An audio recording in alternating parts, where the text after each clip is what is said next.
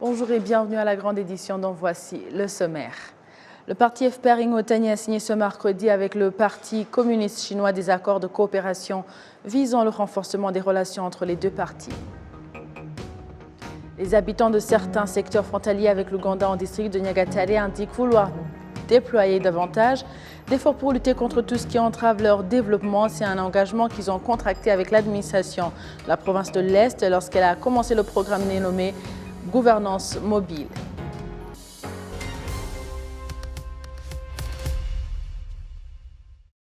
Bienvenue à la grande édition de la télévision rwandaise. Le parti FPR Ingotany a signé ce mercredi avec le Parti communiste chinois des accords de coopération visant le renforcement des relations entre les deux partis. C'est à l'occasion d'une visite effectuée donc au Rwanda par le ministre du département international du comité central du Parti communiste chinois, l'ambassadeur Liu. Pour le FPR Ingotany, ces accords ont été signés par le secrétaire général du parti, alors que le Parti communiste chinois a été représenté par son ministre du département international. Ces accords permettront aux deux parties d'échanger des connaissances et expériences dans la gouvernance. Les 10 accords renforceront aussi la coopération pour la création de l'Institut de la gouvernance du FPR Ingotany. Par ces échanges, les deux parties tableront également sur les problèmes de la sous-région et du monde en général pour le bien des deux pays. Le secrétaire général du FPR Ingotany indique que le parti loue la contribution de la Chine dans le développement du Rwanda. Les relations entre le FPR Ingotany et le Parti communiste chinois durent 35 ans déjà puisqu'elles ont vu le jour avant même l'arrêt du génocide et la libération du Rwanda par le FPR Ingotany. L'ambassadeur Jiushkan a assuré que son pays de Chine continuera de travailler étroitement avec le Rwanda dans le développement des infrastructures, du commerce, de la santé, du bien-être social et autres. Place maintenant aux jeunes Rwandais de la diaspora qui se trouvent en ce moment dans la mère patrie et dans le cadre du programme d'apprentissage de la culture rwandaise afin de pouvoir rester ancrés à leur culture, mais aussi faire rayonner cette culture dans leur pays d'adoption dans le monde. Patrick Nilidandi nous fait le point. Ce mardi, ces jeunes ont été reçus au ministère rwandais des Affaires étrangères et de la coopération internationale où ils ont pu s'entretenir avec le secrétaire d'État au sein de ce ministère, le professeur Nshuti Manasseh. Ce dernier leur a exhorté à faire rayonner leur culture ancestrale partout dans le monde. Je veux d'abord remercier les parents parce que ce sont des enfants du Rwanda et c'est leur pays. Dans le même temps, j'exhorte ces jeunes, nos enfants, à préserver cette culture, notre culture et notre identité et fait de nous ce que nous sommes. Cela nous permet de rayonner face aux autres nations. Je vais vous exhorter à apprécier notre culture. Parfois, lorsque vous commencez à vous adapter aux autres cultures, vous perdez les valeurs rwandaises. Vous pouvez prendre toutes les nationalités que vous voulez, mais vous ne devez pas oublier vos origines. N'oubliez pas que le Rwanda est votre maison.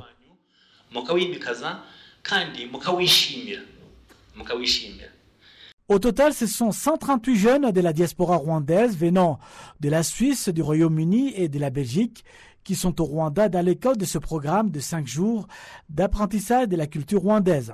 Ces jeunes de la diaspora se sont exprimés par rapport à ce programme en indiquant vouloir en apprendre un peu plus par rapport à leur histoire et à leur culture. Ça va faire la 2e fois que je viens pour les vacances. Et venir ici maintenant pour ce programme-là, je trouve que c'est assez bien parce qu'il y a des gens qui ne sont pas venus ici souvent et le fait de leur montrer en fait, où ils sont nés, en fait, leurs ancêtres et les gens qui sont dans leur famille, et ça fait toujours plaisir de voir qu'en fait ils apprennent plus et un peu de langue et un peu de la culture, et puis ça montre en fait où en fait leurs gens d'avant ils étaient. Et puis ça fait toujours plaisir. Ça nous aide beaucoup parce que maintenant ça fait plus de 9 ans qu'on fait ça. Et on a participé à plusieurs fêtes, on va dire. Rwanda Day, Liberation Day, etc. Et ça nous permet de connaître mieux notre culture rwandaise. Et voilà. Certains parents de ces jeunes ont indiqué apprécier cette initiative en indiquant que ce programme d'éducation est d'une importance capitale pour l'apprentissage de la culture rwandaise, mais aussi bâtir le futur rwandais, donc l'avenir du pays. Place maintenant à plusieurs pays bordant Méditerranée, soit en proie de violents incendies. Et déjà, il y a quelques jours, le climatologue en chef, la NASA, déclarait le mois de juillet 2023 probablement le plus chaud depuis plusieurs centaines, si ce n'est que des milliers d'années à travers le monde. Suivez le reportage avec Jean Damascène. Une grande partie de l'Europe, et particulièrement la zone méditerranéenne, est confrontée à ce problème d'incendie. Mais ce sont des incendies réguliers qui se produisent presque chaque année en été à cause de la forte chaleur dans les zones méditerranéennes, tout autour de la mer Méditerranée, du Portugal à la Grèce, du Maroc à l'Égypte, Israël, Liban et Turquie. Tout le pourtour de la Méditerranée est confronté à ce problème d'incendie. Ce n'est pas un problème nouveau, mais il s'aggrave de plus en plus à cause du réchauffement climatique qui caractérise le monde en général. Partout dans le monde, on observe une tendance au réchauffement. On préfère mieux dire les changements climatiques parce que nous parlons de réchauffement alors qu'ailleurs c'est le refroidissement. Alors, ce phénomène de changement climatique aggrave les incendies qui existaient déjà. C'est donc toute la zone méditerranéenne, traversant l'Atlantique, la Floride, jusqu'en Californie, et même dans l'hémisphère sud, la pointe sud du continent africain, la région de Cape Town, aussi connaît ce climat méditerranéen. L'Australie a été aussi récemment confrontée à un problème d'incendie. C'est la même zone climatique aussi. La même zone climatique de la zone méditerranéenne se trouve dans la partie ouest du Chili, en Amérique latine. Ils ont aussi un climat méditerranéen. On reconnaît les zones méditerranéennes à la production de vin. Quand on vous dit vin d'Australie, vin du Cap, vin du Maroc, vin d'Italie, etc., vin de Floride, reconnaissez que ce sont des zones au climat méditerranéen. Ce sont ces zones-là qui sont confrontées à ce problème d'incendie, qui est aggravé par le réchauffement climatique observable partout dans le monde. Et ce ne sont pas nécessairement des incendies provoqués par l'homme. Hein? Non, ce ne sont pas des incendies provoqués par l'homme. Souvent, ce sont des feux spontanés. À cause de la forte chaleur, vers 14h, 15h, on voit un feu se déclarer subitement dans la forêt. Ça arrive, le phénomène n'est pas scientifiquement complètement expliqué, mais à cela aussi s'ajoute le fait qu'il y a parfois des incendies criminels, des gens qui s'amusent à allumer un feu et à essayer de l'éteindre après, sans y parvenir. Hein? Et à cela s'ajoute le problème des vents. Les vents sont très forts dans cette région-là. Je pense au Mistral en France, à la Tramontane dans la péninsule balkanique. Et ce sont des vents qui attisent les incendies et les rendent difficiles à éteindre, à maîtriser. Est-ce qu'il existe vraiment des mesures préventives que ces pays pourraient adopter pour limiter, disons, les dégâts de ces incendies? En général, ces pays sont très équipés avec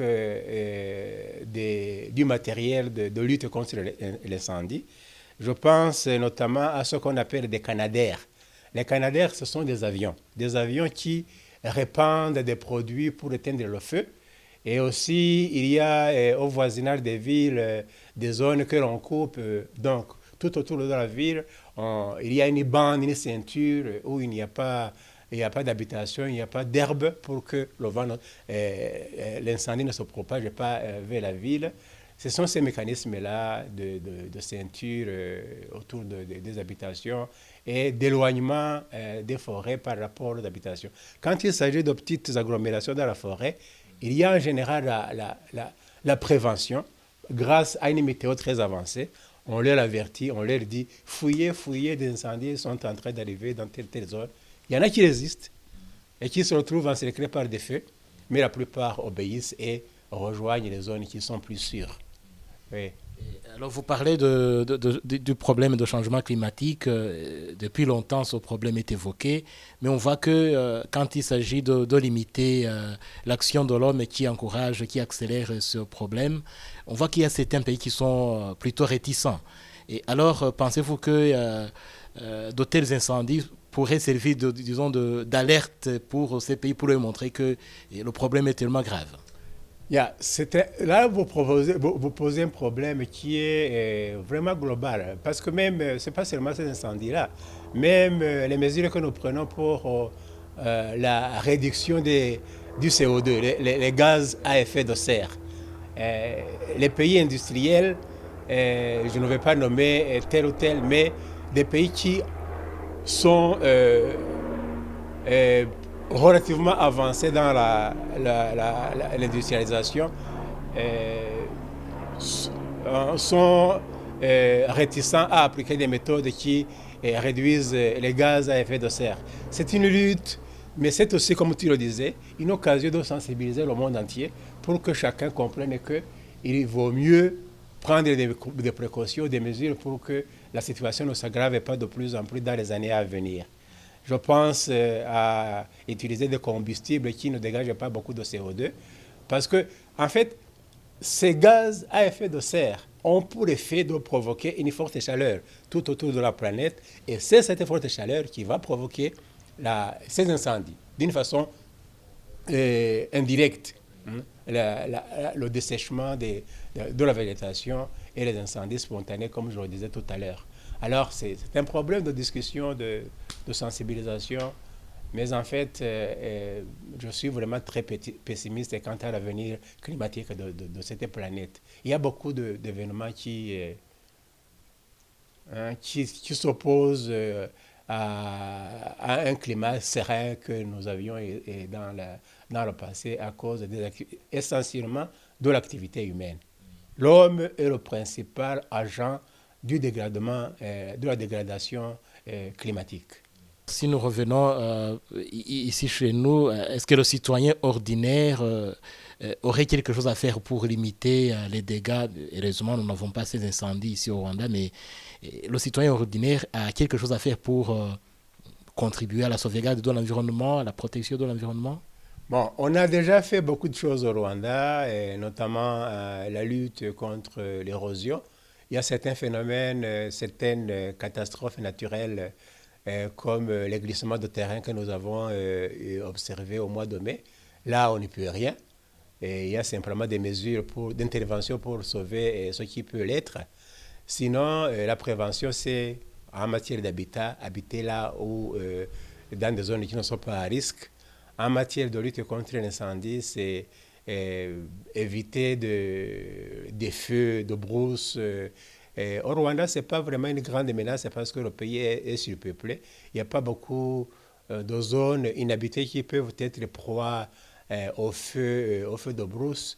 Et le regroupement de la population dans les villages, partout dans le pays, a aussi autorisé, a aussi permis un meilleur contrôle des zones et aussi l'élevage à l'étable contribue à lutter contre ces feux de brousse parce que dans le temps, les feux étaient allumés pour que les éleveurs puissent faire paître leurs troupeaux au mois de septembre quand la pluie revient. Avec la repousse, les jeunes repousses de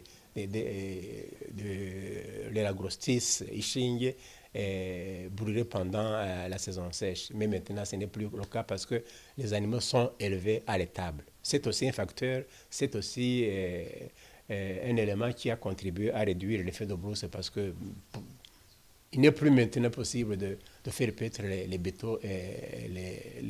bêtes à l'extérieur.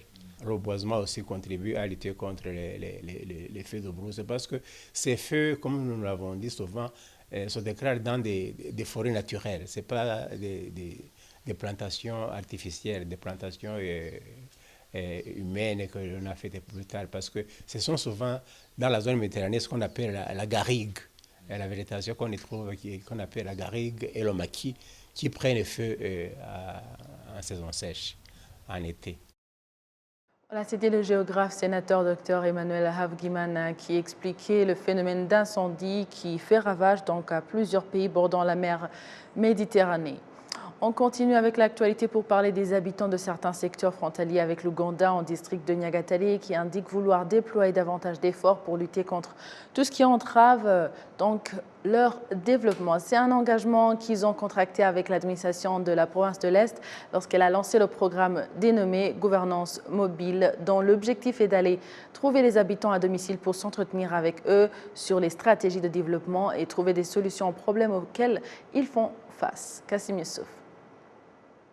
Le programme dénommé Gouvernance mobile a débuté par le district de Nyagatare dans 3 secteurs frontaliers avec l'Ouganda, à savoir Kiyombe, Karama et Tabagwe, où, selon les autorités locales, l'on observe encore des problèmes qui entravent le développement de la population, notamment la distribution de drogue pour certains habitants, le commerce transnational illégal, des conflits conjugaux menant à l'assassinat, et des habitants qui exploitent illégalement les forêts inscrites dans le domaine public. Le gouverneur de la province de l'Est, Gassana Emmanuel, indique à ce propos que tous ces problèmes doivent trouver des solutions à travers le programme Gouvernance mobile.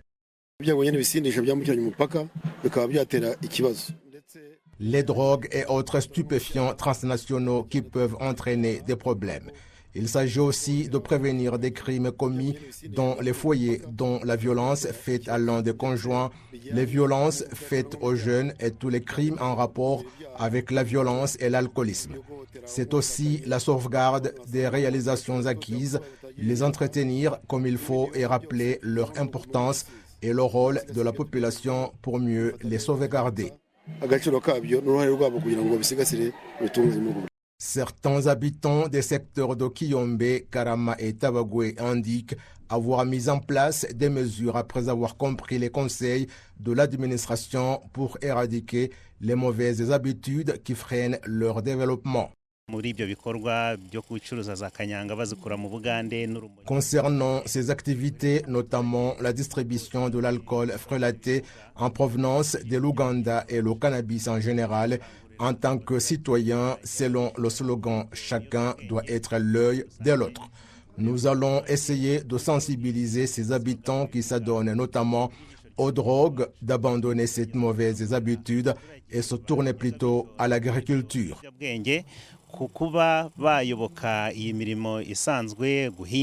Au cours de cette descente des dirigeants, les habitants n'ont pas hésité à montrer qu'il y a certains problèmes qui entravent leur bien-être alors qu'ils les ont présentés aux dirigeants des instances de base, mais sans que des solutions soient trouvées.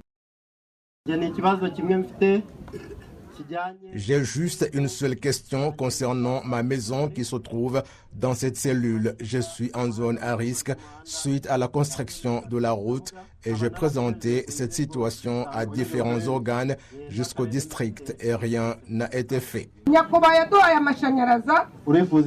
Son Excellence nous a donné de l'électricité et nous voudrions que tout soit fait pour que l'éclairage puisse assurer la sécurité. Le gouverneur Gassana Emmanuel a rassuré ses habitants que le programme Gouvernance mobile sera clôturé alors que beaucoup de problèmes ont trouvé de solutions et qu'en même temps des mesures seront prises pour les aider à se développer. Lorsque nous procédons à une descente comme celle-ci, le soir, nous nous rencontrons pour examiner les lignes directrices que nous avons fixées. Tous les districts ont mis en place des groupes qui font le suivi de la qualité de l'octroi de services. C'est la même chose que ce que nous sommes en train de faire. Nous fixons les lignes directrices pour trouver des solutions. Le programme dénommé Gouvernance mobile, débuté dans les secteurs de Kiyombe, Karama et Tabagwe du district de Nyagatare frontalier avec l'Ouganda va se poursuivre dans d'autres districts de la province de l'Est.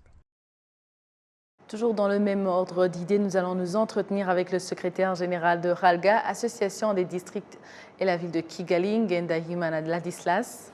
Bonjour Ladislas. Bonjour. Quels sont les avantages de la gouvernance mobile? Les avantages de la gouvernance mobile sont multiples. D'abord, c'est une occasion pour les autorités d'interagir avec les citoyens et cela renforce la cohésion et l'aspect de leadership. Ça, c'est le premier avantage. Deuxièmement, la gouvernance mobile au sein des assemblées communautaires, c'est une plateforme de dialogue et d'échange qui renforce, je dirais encore, la cohésion sociale, mais aussi promeut la bonne gouvernance pour le développement et la production. Dans l'histoire de notre pays, surtout après le génocide perpétré contre les Tutsis et la période des infiltrés, la gouvernance mobile a été un instrument, je dirais, de pointe dans la promotion de la sécurité, mais surtout pour les autorités. C'est une plateforme pour interagir avec les citoyens, pour rendre des comptes, mais aussi rendre des comptes réciproquement parce que les autorités ont leurs responsabilités, mais aussi les citoyens ont leurs responsabilités à rendre.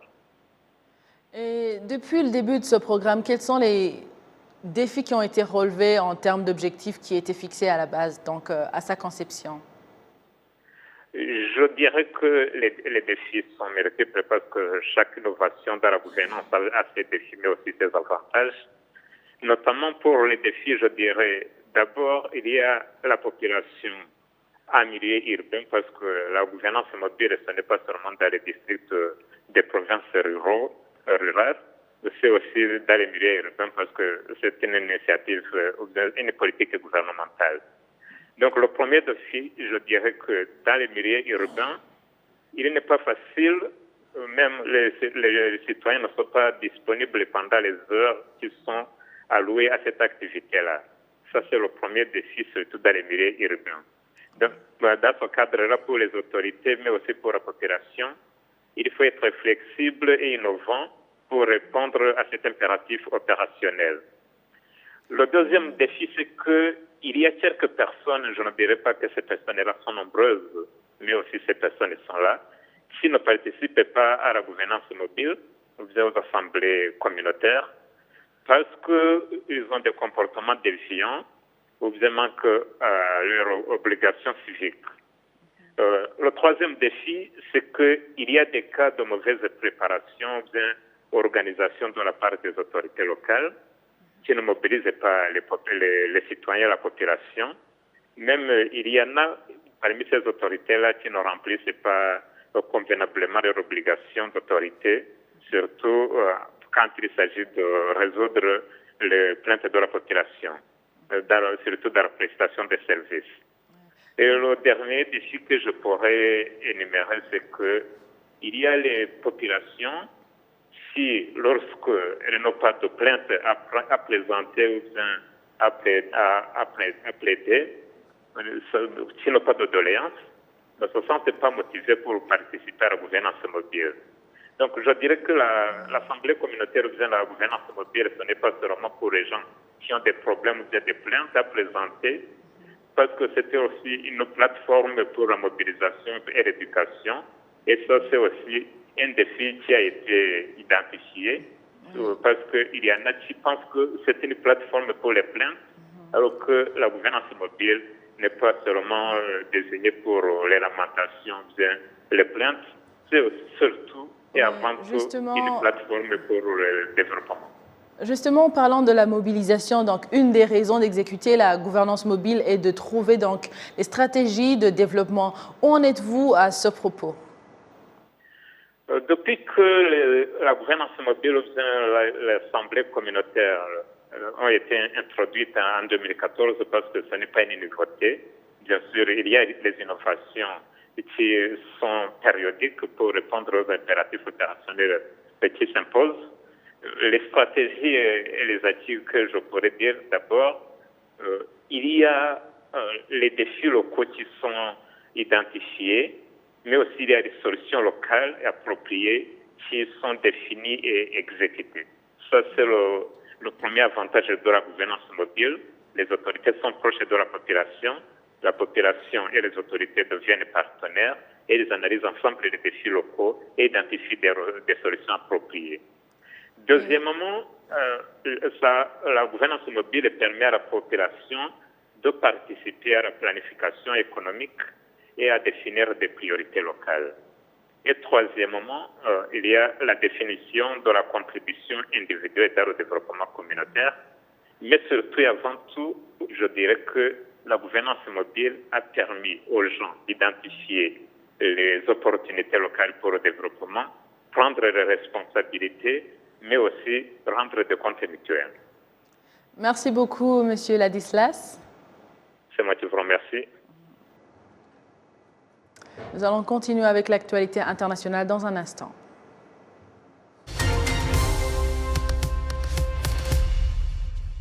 Merci à vous tous qui étiez au rendez-vous d'actualité d'aujourd'hui. Au nom de toute l'équipe qui a réalisé la grande édition, je vous souhaite de passer une excellente suite du programme de la télévision rwandaise. Vous étiez avec Amandine Dikoumassabo. Plaisir de vous retrouver prochainement.